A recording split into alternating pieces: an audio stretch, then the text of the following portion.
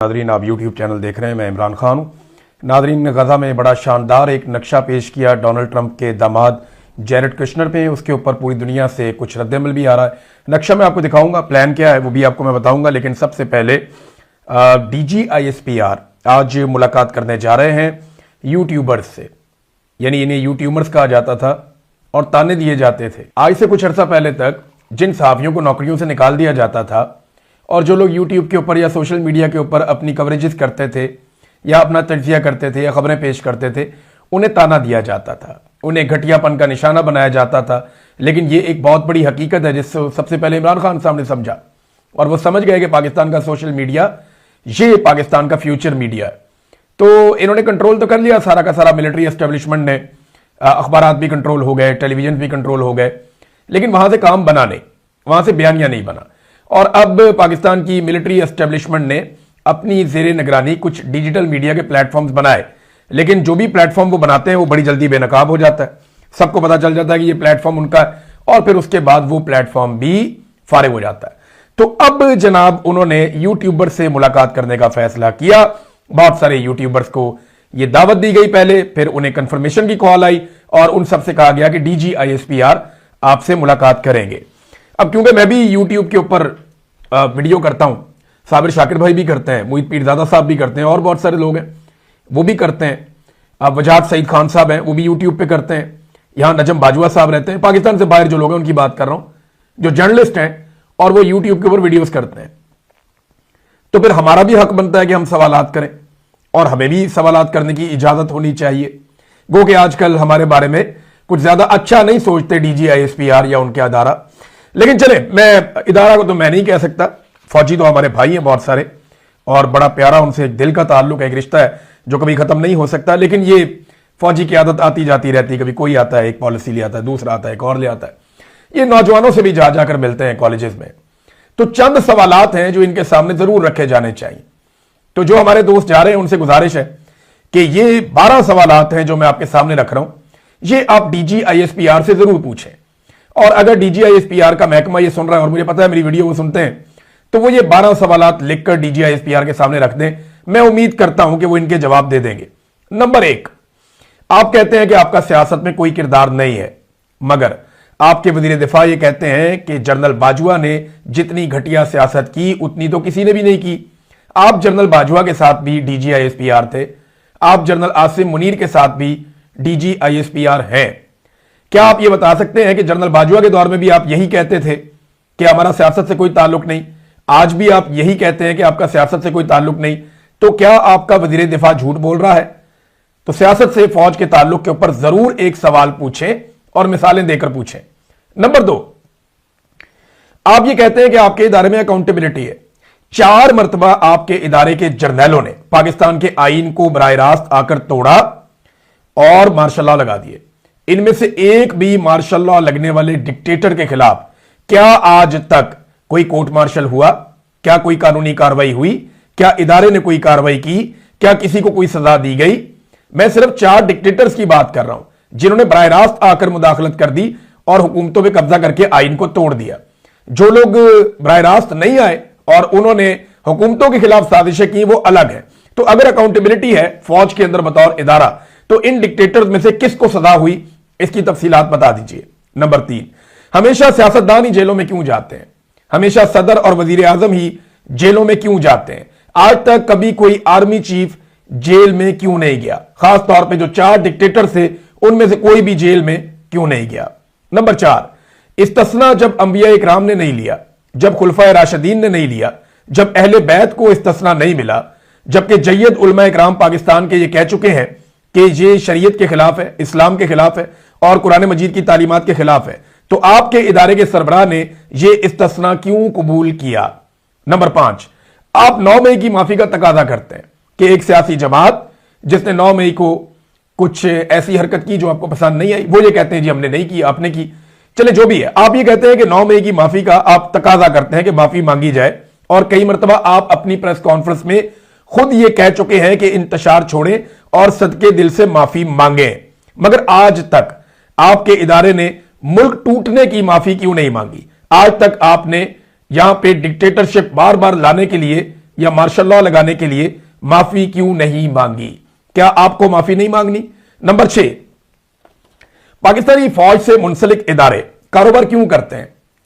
क्या अमेरिका, बरतानिया, यूरोप, भारत, चीन, रूस या दुनिया की कोई भी बड़ी फौज कारोबार करती है? और अगर आप पाकिस्तान में कारोबार करते हैं तो इन कारोबारों पे आपको किस किस्म की इम्यूनिटी या टैक्सेस में छूट, यानी कितनी छूट आपको मिलती है, दीगर मामलात में आपको कितनी सब्सिडी और कितना छूट आपको मिलता है कारोबार करते हुए, ये भी तफसीलात शेयर करते हैं। नंबर 7, क्या आप कश्मीर की आजादी के लिए कोई डेडलाइन दे सकते हैं? हर चीज की आपके पास डेडलाइन होती है ना कि इतने अरसे में ये कर देंगे, फिर ये कर देंगे, फिर ये कर देंगे। क्या कश्मीर की आजादी का कोई रोड मैप आपके पास है और उसकी कोई डेडलाइन आप दे सकते हैं? क्योंकि 78 साल से आपका दावा है कि आप कश्मीर आजाद करवाएंगे। नंबर 8, आज तक आईने पाकिस्तान की सबसे ज्यादा खिलाफ वर्जी पाकिस्तान के किस इदारे ने की? इसका जवाब भी दे दें। नंबर 9, क्या आप यह बता सकते हैं कि आलमी मुलाकातों में कौन कौन से जमहूरी ममालिक अपने आर्मी चीफ को साथ लेकर जाते हैं?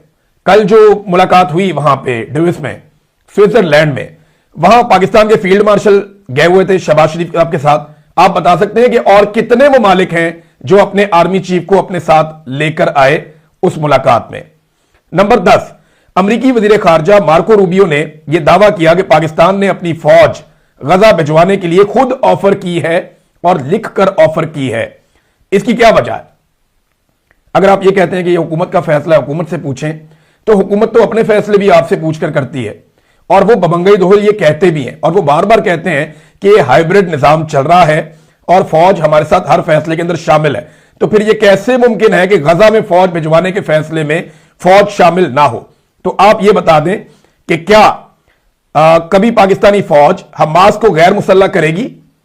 क्योंकि डोनाल्ड ट्रंप का नुक्ता नंबर 1 यही है। वो यही कहते हैं कि पाकिस्तानी फौज जो है वो हमास को गैर मुसल्ला, यानी जो भी फौज आएगी वो हमास को गैर मुसल्ला करेगी और पाकिस्तान अपनी फौज भिजवाने की अर्जी पहले ही डाल चुका है। इसके बारे में आप जवाब दे दें दोनों सवालों के। नंबर 1, कि जो मार्को रूबियो ने कहा वो ठीक है या गलत है कि हम फौज भिजवाने के लिए दरखास्त कर चुके हैं। नंबर 2, जो डोनाल्ड ट्रंप ने कहा कि जो फौज जाएगी वो हमास को गैर मुसल्ला करेगी, आप इस पे क्या राय रखते हैं? और आखिरी और 12वां सवाल, दहशतगर्दों को वापस लाने का जो फैसला है वो जनरल बाजवा और जनरल फैज ने किया था, ये सब जानते हैं। पीटीआई का मुतालबा है कि, और उनका यह कहना है, वो बड़ा क्लियरली कहते हैं कि हमने ऐसा कोई फैसला नहीं किया था, बल्कि यह फैसला उनकी हुकूमत गिरने के बाद हुआ था। जिसका सबूत यह है कि राणा सनाउल्लाह साहब ने जब पीडीएम की हुकूमत बन गई तो तब अनाउंस किया था कि तालिबान की वापसी के हवाले से हमने इस मुशावरत की है और उसके अंदर कुछ फैसले हुए हैं। अब सवाल यह पैदा होता है कि अगर तो यह फैसला पाकिस्तान तहरीक इंसाफ ने किया था या बाद की हुकूमत ने किया था, तो तमाम हुकूमती मुलाकातों की मीटिंग्स के जो मिनट्स होते हैं वो मौजूद होते हैं।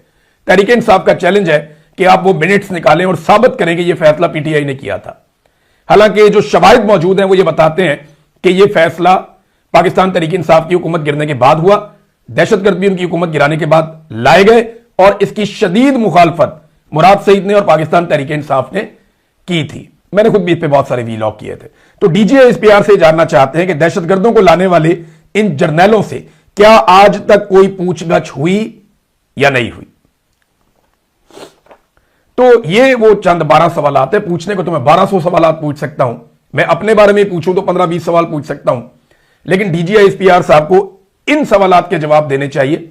और ये जवाब मैं नहीं, पूरी कौम जानना चाहती है। हमें पता तो चले कि एक्चुअली आप हर दफा अपना कोई ना कोई बयानियां बता देते हैं, कभी हमारे सवालों के जवाब दीजिए। ये वो सवाल है जो आपके सामने बैठकर करना शायद मुश्किल हो जाता है, लेकिन मैं उम्मीद करता हूं कि शुगर कोटिंग करके या किसी भी तरह इनको नरम करके इन सवालात को डीजीआईएसपीआर तक हमारे जो दोस्त आज जाएंगे मुलाकात करने के लिए वो किसी ना किसी तरह पहुंचाएंगे।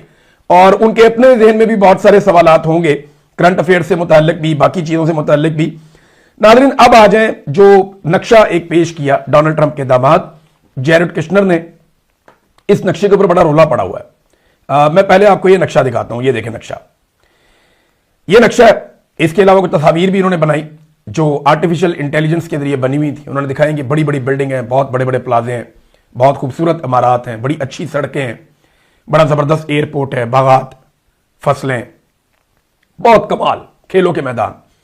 ये ऐसा लगता है जैसे एक रेजिडेंशियल सोसाइटी का, एक रिहायशी कॉलोनी का एक नक्शा बनाया गया है।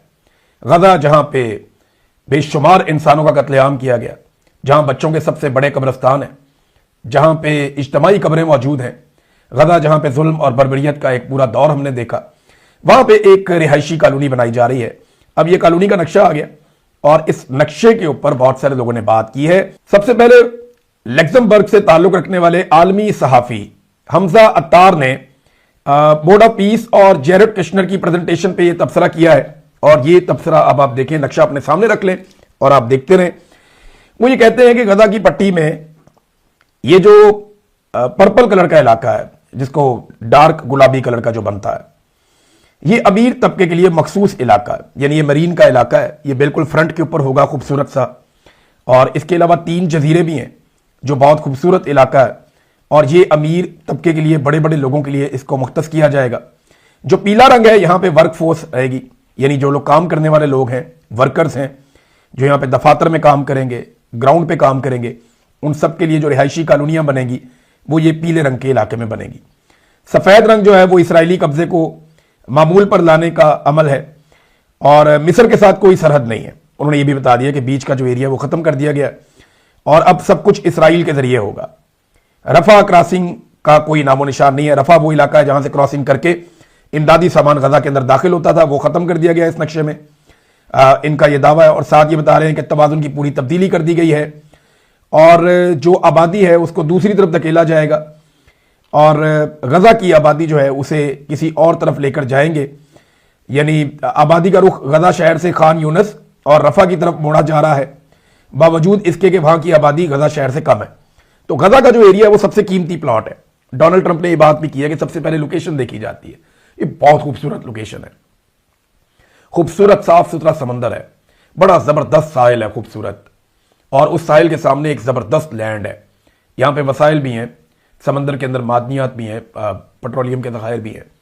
फिर जबरदस्त किस्म की एक बंदरगाह है जो बन सकती है वहां पे, इंटरनेशनल एयरपोर्ट। और जो मरीन के ऊपर एक ड्राइव बनेगी, बड़ी खूबसूरत सड़क, वो भी जनाब इसराइल के कंट्रोल में होगी। और जो गजा के अंदर बिजली आएगी वो जनाब इसराइल के कंट्रोल में होगी। जो एनर्जी आएगी, बाकी सारे सोर्सेज इसराइल के कंट्रोल में होंगे, सड़कें इसराइल के कंट्रोल में होंगे। इन्होंने ये सारा बताया इसके अंदर। और साथ ही साथ ये बता रहे हैं कि अगर कोई मछली पकड़ने के लिए जाना चाहेगा तो वो जो हार्बर है वो भी इसराइल के कंट्रोल के अंदर है। माहीगीर जो है वो मछली पकड़ने के लिए गजा के लोग वो नहीं जा पाएंगे।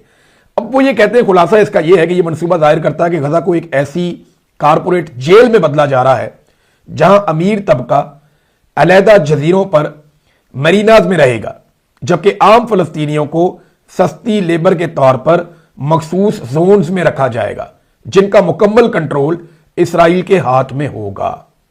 यह नकार जाहिर करते हैं कि इस मंसूबे का असल मकसद फलस्तीनियों के माशी और समाजी ताल्लुकात को तोड़कर उन्हें छोटे छोटे हिस्सों में तकसीम करना, ताकि इनकी इज्तमाई मुज़ामत को ख़त्म किया जा सके और इनकी बैनुल-अक़वामी कानूनी हैसियत को ख़त्म करके इन्हें महज एक मजदूर तबके में बदल दिया जाए। ये जनाब इस नक्शे के ऊपर जो है वो इस किस्म का एक रद्द-ए-अमल आया। स्कॉटलैंड के एक तारीखदान विलियम, उन्होंने जो है ट्रंप के बोर्ड ऑफ पीस के ऊपर एक ट्वीट किया। उन्होंने कहा जी 6 बादशाह, 3 साबिक सोवियत यूनियन के अहदेदार है, 2 फौजी हमायत याफ्ता हुकूमतें जिनमें एक पाकिस्तान की भी है, और एक ऐसा लीडर जिसे मुबैना जंगी जराइम की पादाश में आलमी अदालतें इंसाफ तलाश कर रही है। वो कह रहे जी ये टोटल प्लान है। ये वो गजा पीस बोर्ड के अंदर शामिल लोग हैं और उसकी उन्होंने ये तारीफ की है सिंपली। अच्छा, काफी तनकीद भी हो रही है जो तस्वीर पेश की जेरेड कुश्नर ने, क्योंकि देखने में तो बड़ी खूबसूरत तस्वीर लगती है, ऐसा लगता है गुलो गुलजार बनने वाला है गजा के अंदर, लेकिन इसकी कीमत कौन चुकाएगा? और जो गजा वाले हैं क्या वो इसके मालिक रहेंगे बाद में? ये बहुत सारे सवालात हैं जो लोगों के ज़हनों में उठ रहे हैं। पाकिस्तान के अंदर लोग बहुत ज्यादा इस पे रद्द-ए-अमल दे रहे हैं, गुस्सा कर रहे हैं, लेकिन रद्द-ए-अमल सिर्फ जुबानी कलामी है। ग्राउंड के ऊपर कोई आने की जरूरत कर नहीं सकता। पाकिस्तान तहरीक इंसाफ निकलती है तो मार मार के तबाही फेर देते हैं, गोलियां चला के बंदे मार देते हैं। तहरीक लब्बैक के साथ जो हुआ वो आप सारे अच्छी तरह जानते हैं। फजल रहमान साहब को इजाजत दी जाएगी, हल्की फुल्की वो ढोलकी बजा लेंगे एहतजाज की। जमात इस्लामी को भी इजाजत मिल जाएगी, वो भी हल्का फुल्का एहतजाज कर लेंगे। इनके अलावा किसी को एहतजाज की ये गजा वाले मामले के ऊपर इजाजत नहीं दी जाएगी। ये बोर्ड ऑफ पीस के अंदर जो शमूलियत की है उसमें किसी और को इजाजत नहीं होगी। ये बड़ा क्लैरिटी के साथ मैं आपको बता रहा हूं। ओवरऑल जो बहुत सारे लोग इसके ऊपर रद्द-ए-अमल दे रहे हैं, ज्यादातर लोगों का यह कहना है कि ये एक्चुअली गजा के जो शहरी है उन्हें सस्ती लेबर के अंदर तब्दील कर दिया जाएगा, वो अपने ही इलाकों में मजबूर और महकूम होकर जिंदगी गुजारेंगे, इसराइल की इख्तियारात और ताकत बहुत बढ़ जाएगी। डोनाल्ड ट्रंप का ना सबको शुक्रिया अदा करना चाहिए, क्योंकि डोनाल्ड ट्रंप की जो सच बोलने की आदत है ना, वो बहुत सारे मसाइल को पैदा होने से पहले ही खत्म कर देती है। और पाकिस्तान जैसे ममालिक के जो हुक्मरान है ना, उनके पास जो मार्जिन होता है अपनी कौम को बेवकूफ बनाने का और उन्हें पागल बनाने का, वो मार्जिन डोनाल्ड ट्रंप उनसे छीन लेता है। डोनाल्ड ट्रंप करता है साफ साफ बात, ये उसकी बड़ी खूबी है। तो डोनाल्ड ट्रंप ने कुछ चीजें बड़ी क्लियर कर दी, और डोनाल्ड ट्रंप की क्लियरिटी के बाद अब या तो पाकिस्तान के हुक्मरान झूठ बोल रहे हैं या फिर डोनाल्ड ट्रंप झूठ बोल रहा है। लेकिन डोनाल्ड ट्रंप का रिकॉर्ड आप उठा के देखें, वो जो कहता है वही करता है, वो झूठ नहीं बोलता। तो ये जनाब पाकिस्तानी हुक्मरान क्या कहते हैं, वो कहते हैं जी ये फलस्तीनियों के तहफ़्फ़ुज़ के लिए जा रहे हैं, जबकि डोनाल्ड ट्रंप कहता है कि नहीं, हम इसराइल के तहफ़्फ़ुज़ के लिए कर रहे हैं। पाकिस्तानी कहते हैं जी हम हमास को गैर मुसल्लह नहीं करेंगे। अब डोनाल्ड ट्रंप कहता है हमास का सफाया करेंगे, ये तो नुक्ता नंबर 1 है। फिर ये कहते हैं जी एक अलग रियासत बनेगी वहां फलस्तीन की, जबकि इसका कोई इम्कान डोनाल्ड ट्रंप ने बताया ही नहीं। फिर यरूशलेम आजाद और दारुल हुकूमत बनेगा, इस पर तो कोई बात ही नहीं हुई आज तक। और फिर इसराइली कब्जा खत्म हो जाएगा। पाकिस्तान इस किस्म की बातें यहां पे बताते हैं, ये मुल्ला भी यही बातें बताते हैं, लेकिन वो तो कब्जा मुस्तहकम करने की बात कर रहे हैं कि इसराइल को मजीद मजबूत करना है, तमाम खतरात इसराइल के लिए दूर करने हैं। ये मामला फलस्तीन तक महदूद रहेगा। अबे ये चूरन बेचा गया, लेकिन वो लबनान को भी बीच में लेकर आए कि वहां पे हिजबुल्लाह को भी मारना है, उसको जड़ से उखाड़ना है, वो काम भी बहुत जरूरी है। अमेरिकन ये कहते हैं कि इसराइल के लिए डोनाल्ड ट्रंप आप जानते हैं किसी भी लेवल तक जाएंगे, और डोनाल्ड ट्रंप ने इसराइल को मुकम्मल महफूज बनाने का अज़म कर रखा है, और उसके लिए अब वो ये फोर्स इस्तेमाल करेंगे। और डोनाल्ड ट्रंप ने पहले ही कहा अरब मुल्क की फौजें नहीं आएंगी, साफ कहा, ये जो अरब ममालिक हैं इनकी फौजें नहीं आएंगी, अरब ममालिक के बाहर से फौजें आएंगी। अब आप भी जानते हैं, मैं भी जानता हूं, बाहर ममालिक कौन से, 2 मुल्क तो बड़े जबरदस्त हैं जो खुद से ये कहते रहे कि हमने जाना है जी, एक तो इंडोनेशिया, दूसरा पाकिस्तान। और पाकिस्तान के कौन से फौजी जाएंगे इसके ऊपर भी एक दावा सामने आ गया कि पाकिस्तान की फौज ने गजा में जाना है। कौन कौन सी फौज के हिस्से ने गजा में जाना है, इसके बारे में एक दावा सामने आया, वो दावा भी मैं आपके सामने रख देता हूं। बहरहाल इसराइल के खिलाफ जो जंगी जराइम है उसके ऊपर पाकिस्तान बड़ी बात करता है कि हम तो इसराइल के खिलाफ हैं, जंगी जराइम के ऊपर सजा होनी चाहिए, जबकि यहां पे डोनाल्ड ट्रंप कहते नहीं जी इसराइल के साथ मिलकर काम करेंगे और इसराइल के तहफ़्फ़ुज़ के लिए काम करेंगे। तो या तो डोनाल्ड ट्रंप झूठ बोल रहे हैं या पाकिस्तानी हुक्मरान झूठ बोल रहे हैं। अगर ट्रैक रिकॉर्ड को देखें तो पाकिस्तानी हुक्मरान झूठ बोलते हैं, पाकिस्तान की एस्टेब्लिशमेंट भी झूठ बोलती है, पाकिस्तान के हुक्मरान भी झूठ बोलते हैं। डोनाल्ड ट्रंप का ट्रैक रिकॉर्ड देखें तो वो बोलता है, वो करता है, वो बिला वजह झूठ नहीं बोलता, उसको जरूरत भी नहीं है, उसने जो जो बातें की थी वो उस तरफ बढ़ रहा है। एक बड़ा ट्वीट शहबाज शरीफ का वायरल हुआ। शहबाज शरीफ साहब ने 2020 में जब डोनाल्ड ट्रंप ने यही प्लान दिया था ना, तो इसके ऊपर 2020 में उसने क्या रद्देमल दिया था जब इमरान खान की हुकूमत थी, तब शहबाज शरीफ ने लिखा था president Trump's Middle East peace plan essentially legitimises Israeli annexation of Jerusalem and illegal settlements on the land of Palestinians. An unjust, biased and oppressive peace plan has rightly been torn into pieces by Palestinians. उस वक्त बहुत खिलाफ थे कि जनाब ये अच्छा है, इसको टुकड़ों में फाड़ के फेंक दिया, फलस्तीनों ने फारग कर दिया, ये जो है ना ये बड़ी ज्यादती है, ये बड़ा जुल्म है, ये इलीगल है, ये जनाब गैर कानूनी सेटलमेंट्स करने जा रहे हैं, तो डोनाल्ड ट्रंप का प्लान ठीक नहीं है। उस वक्त शहबाज शरीफ जो है ना इस तरह की बातें करते थे। आज वो शहबाज शरीफ उस तरह की बातें नहीं करते। नाजरीन, अली मुस्तफ़ा है, और अली मुस्तफ़ा बताते हैं, ये इनकी जानिब से एक ब्रेकिंग न्यूज आई है। कनाडा में मुकीम टीआरटी के साबिक सहाफ़ी अली मुस्तफ़ा ने यह खबर दी है, और ब्रेकिंग न्यूज उनकी यह है कि पाक फौज के यूनिट्स 19 लांसर्स, 13 लांसर्स और 5 हॉर्स को गजा में तैनाती के लिए नामजद कर दिया गया है। अच्छा जी, ये तीनों जो मैंने इनको चेक किया कि ये तीनों का वजूद है और क्या है और किस तरह है, तो बिल्कुल ये पाकिस्तानी फ़ौज के 3 यूनिट्स हैं, और इन्हें पहले भी कई जगहों पे तैनात किया गया।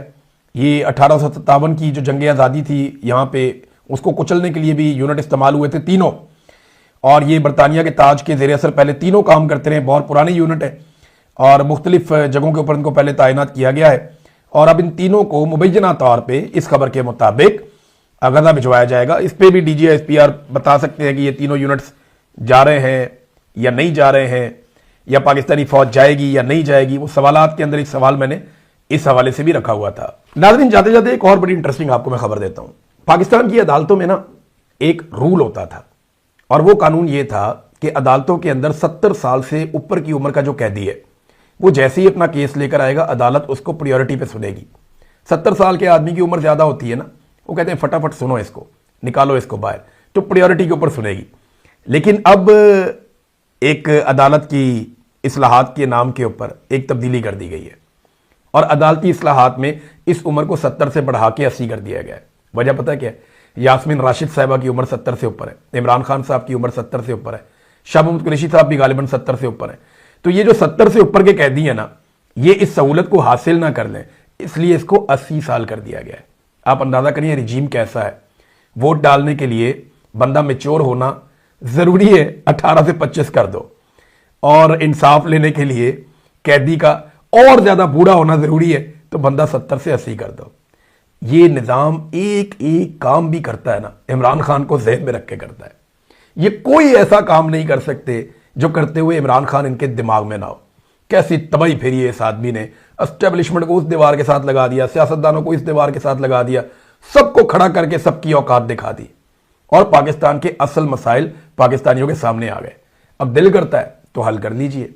8 फरवरी आ रहा है, पहला इम्तिहान है। अगले वीलॉग में इस पे बात करेंगे। अब तक के लिए इतनी, अपना ख्याल रखिएगा, अपने चैनल का भी। अल्लाह हाफिज़।